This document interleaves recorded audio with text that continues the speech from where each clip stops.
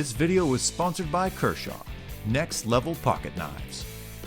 Use discount code 20archery23 for 20% off at kershawknives.com.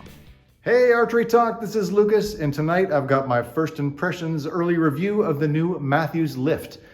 For those who don't know, the Lift just came out just about a week ago. There are two versions of it, the Lift 29.5, which I've got here, and the 33, it's a slightly longer bow.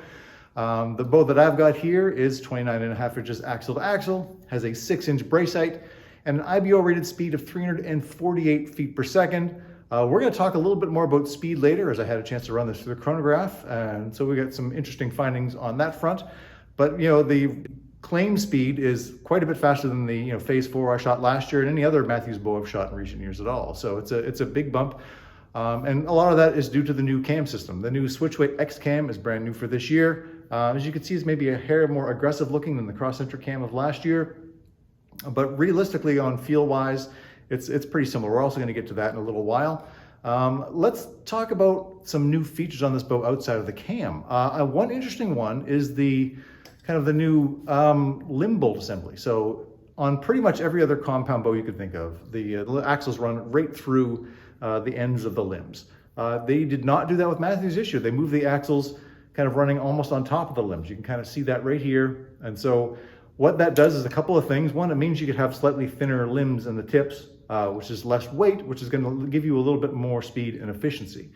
And I'm not an engineer, or certainly not a structural engineer, and so take this with a grain of salt, but I would also think that it's probably, maybe makes for a more durable limb not to have a bolt running through it, like the axles are in every other limbs that you have set up here. So they said it's on the top, which should be a little more durable according to my uneducated opinion, but take that up with the product engineers who know a whole lot more than I do. Also new this year is a skeletonized riser. So again, the riser does not look entirely dissimilar to the ones we've seen in the past. There's a little more material taken out of it. It's a little bit lighter. The whole bow itself is quite a bit lighter this year. The 29.5 here is coming in basically at 4 pounds even with nothing in it, which is, more than a half a pound, I believe, lighter than in prior years. So what that means basically is that if you are somebody who is maybe a Western hunter who has to do a lot of hauling your bow and your equipment around, you want stuff to be as light as possible. So this being basically 4 pounds, that's the equivalent of a lot of carbon bows out there. It's a really lightweight bow comparatively.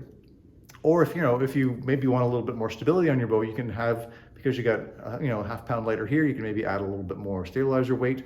Maybe you can carry a 5-arrow quiver instead of a 3-arrow quiver, something like that, just to make up for the extra weight and not even feel it when you're holding it through the woods. So another nice little feature on Mathews on that end.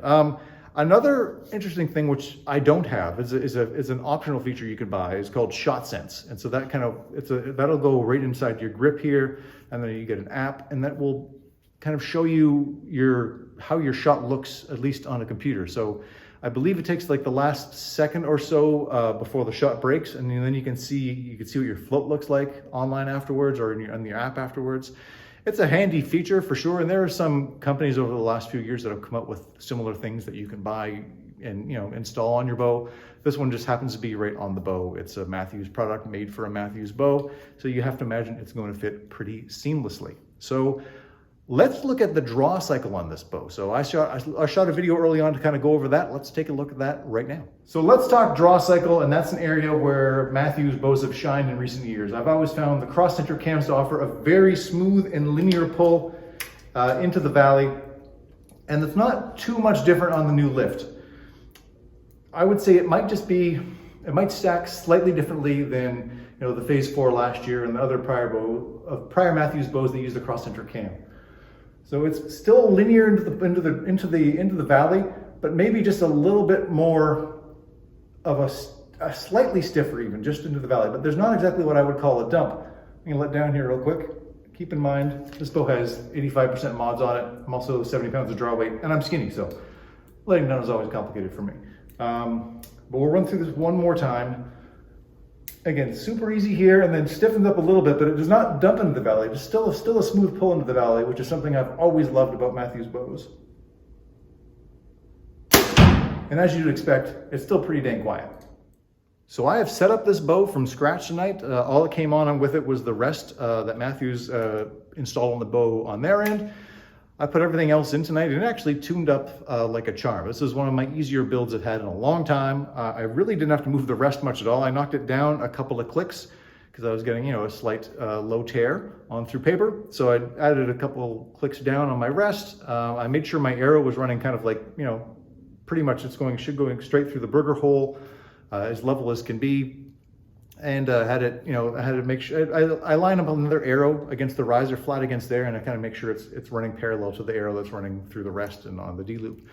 And that's my basic setup, and that's how I started before I run through paper, just to see how it goes. And so all I had to do after that was move the rest down just a hair, and all of a sudden it was shooting nice bullet holes, and I was happy as can be, and and started throwing some arrows down range, and all told, it's shooting plenty accurately, as every Mathews bow I've had in recent years has. As I mentioned in that little video before, the draw cycle is maybe a touch different than it was in years past, but realistically, it's if I didn't know any better, I could have thought this was a cross-center cam. It's a very smooth draw cycle, very linear. Again, I really like how that feels, but we've talked about that already. Let's talk about speed, which is something I'm sure you guys are interested in. So I have this bow set up right now at just a touch over 70 pounds, like 70 1/4. Draw weight, these are 29.5-inch mods on here, and that's measuring in at 27 3/4 inches.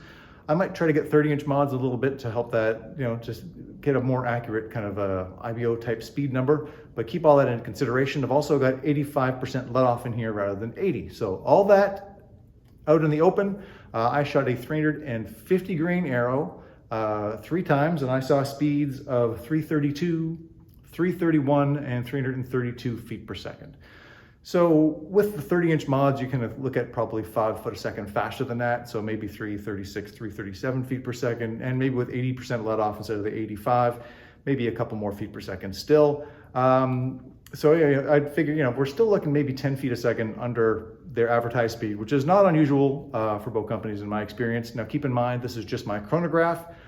It's possible my chronograph is running a little slow. It's running very consistently. My arrow speeds are almost always exactly the same. But keep that in mind, they might have a different chronograph when they're coming up with these numbers than I do.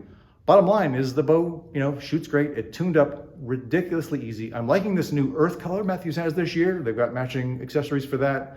There's, the stabilizer here, the new bridge lock stabilizer that came out a year ago. They still have the bridge lock sight mount. So all that stuff that you've seen from Mathews in prior years is still there, including those new, I think, RPD limbs, which is basically 8 limbs instead of 4. They're sandwiched inside with a little rubber kind of dampener almost in there to make this even quieter, as you would expect. And yeah, all told, it's a great bow. I'm really liking it so far. I can't wait to put some more arrows down range. I've maybe shot 60, 75 arrows, something like that today as I've been setting this up.